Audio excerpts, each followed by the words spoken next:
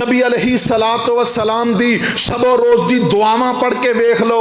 صبح ہوندی ہے پاک پیغمبر دعا پڑھ دے نے اللہم انت ربی لا الہ الا انت خلقتنی وانا عبدک وانا علی عہدک ووعدک ما استطعت اعوذ بک من شر ما صنعت ابوء لک بنعمتک علیہ وابوء بذنبی فاغفر لی فإنہ لا یغفر الذنوب الا انت.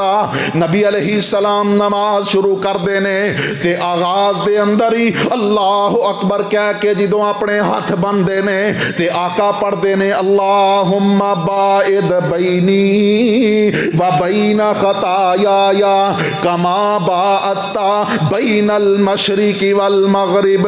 نبی علیہ الصلوۃ والسلام جس وقت رکوع دے اندر جاندے نے تے اللہ دے کولوں دعاواں کی کردے نے سبحان ربی العظیم سبحانک اللہم ربنا وبحمدک اللہم اغفر لی سبحانک اللہم ربنا وبحمدک اللہم اغفر لی. نبی علیہ السلام سجدے دے اندر جاندے نے پھر دعا پڑھ دینے سبحانک اللہم ربنا وبحمدک اللہم اغفر لی. سجدہ کر کے دو سجدیاں دے درمیان بیٹھ دینے آقا پڑھ دینے رب غفر لی رب غفر لی.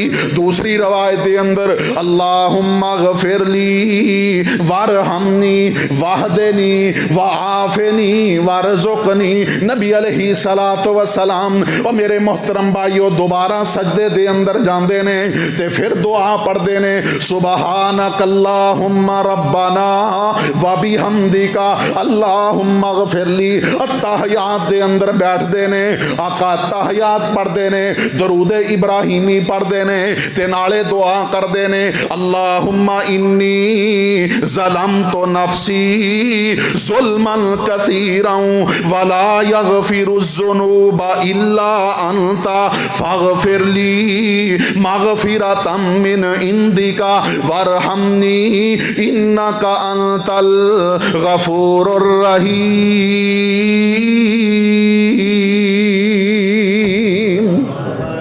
نبی علیہ الصلوۃ والسلام قضائے حاجت واسطے بیٹھ دینے تھوڑی دیر نبی علیہ الصلوۃ والسلام اللہ دے ذکر تو غافل ہوئے تھوڑی دیر واسطے اللہ دا ذکر نہ کر سکے تے آقا قضائے حاجت تو فارغ ہوندے نے بولو براز تو فارغ ہو کے پڑھ دینے غفرانکا غفرانکا غفرانکا. اے میرے اللہ تیرا نبی تے معصوم ہے اللہ اکبر کبیرہ. لیکن کیا وجہ ہے کہ نبی علیہ السلام کوئی مجلس اختیار کر دینے حالانکہ میرے نبی دی کوئی مجلس ایسی نہیں جس مجلس دے اندر اللہ دی مسیحت والا کوئی کام ہوندا ہوئے.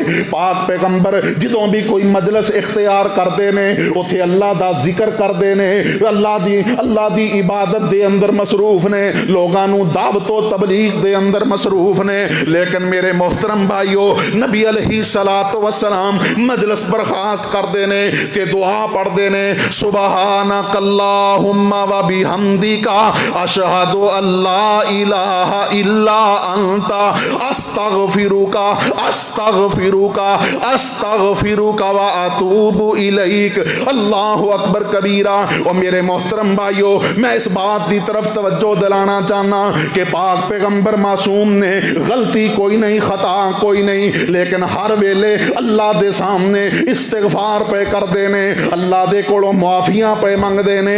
اللہ اکبر کبیرہ. ایتھے ایک بات غور نال سنیا جے بہت بڑے امام نے بہت بڑے محدث نے امام ابن قیم رحمہ اللہ انہاں نے اپنی کتاب دے اندر ایک بات لکھی کہ کسے بندے آکھیا کہ جناب ایک بندے نے سوال کیتا انہیں آکھیا کہ اے دسو نا کہ سانو اپنے سانو اللہ دی تسبیح کرنی چاہیے ذکر و اذکار کرنا چاہیے یا اللہ دے کولوں استغفار کرنا چاہیے. سبحان اللہ الحمدللہ. اس اے پڑھن دے اندر زیادہ برکت زیادہ خیر یا استغفر اللہ پڑھنے دے اندر زیادہ بلائی اور خیر ہے۔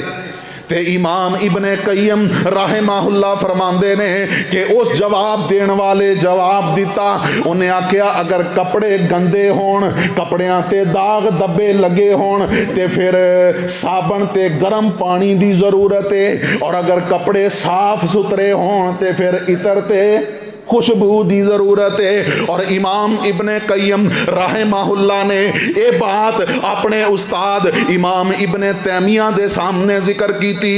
اللہ اکبر کبیرہ۔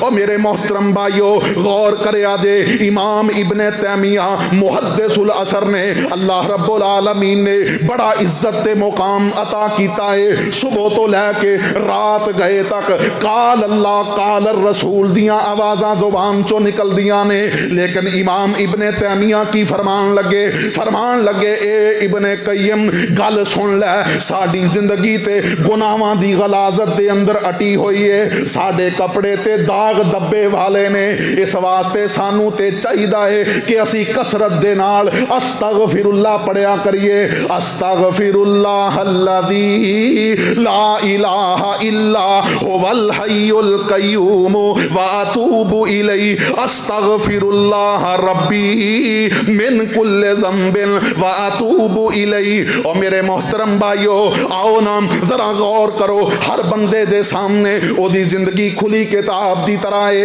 ہر بندے نو پتا ہے کہ میرے کول نیکیاں کتنیاں نے، گناہ کتنے نے، اللہ اکبر کبیرہ۔ اس واسطے میرے ویرو تے دوستو میں دعوت فکر دے رہا، رمضان المبارک دی بابرکت گھڑیاں دے اندر میں دعوت دے رہا کہ آؤ نا اللہ رب العالمین دے سامنے جھک جائیے، اپنے سابقہ گناہاں دی معافی مانگ لئیے، اللہ دے کولوں استغفار کر لئیے۔